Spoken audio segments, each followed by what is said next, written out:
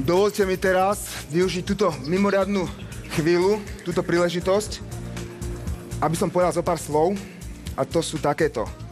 Pred 21 rokmi u nás na Slovensku, keď sa povedalo tanec alebo moderná hudba, tak to bolo možno punk rock, heavy metal, niečo veľmi iné. Tanec bol ľudovky, balet v divadle, balet v Československej televízie. Ja by som strašne rád pozdravil celú svoju generáciu mladých ľudí, ktorí vtedy spôsobili vzbúru v myslení mladých ľudí, ktorí urobili vtedy obrovskú revolúciu a začali u nás breakdance, hip-hop a začali úplne novú éru, ktorá vtedy bola zakazovaná, vy si to neviete mnohí z vás ani predstaviť.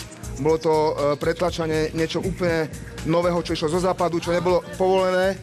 A ja by som strašne rád teraz s najväčšou úctou a s vďačnosťou poďakoval všetkým breakdancerom prvým, všetkým skupinám, ktoré začali nielen z Bratislavy, ale aj z celého Slovenska, z celého Československa, ako električkári, 7. ulica.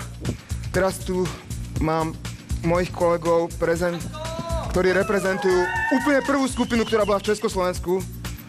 Chlapcov rebelov, ktorí dnes vyzerajú takto. S mojou najväčšou úctou moji priatelia, ktorými sme zakladali. Edo Krajčír, Janko Sirotka,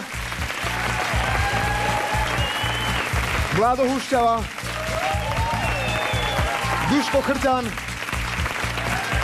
Martin Hindy, Mako, Noro Hucovský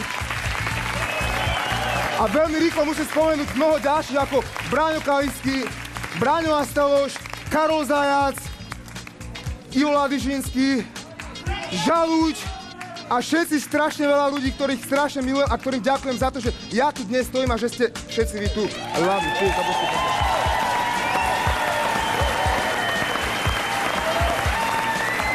Takže,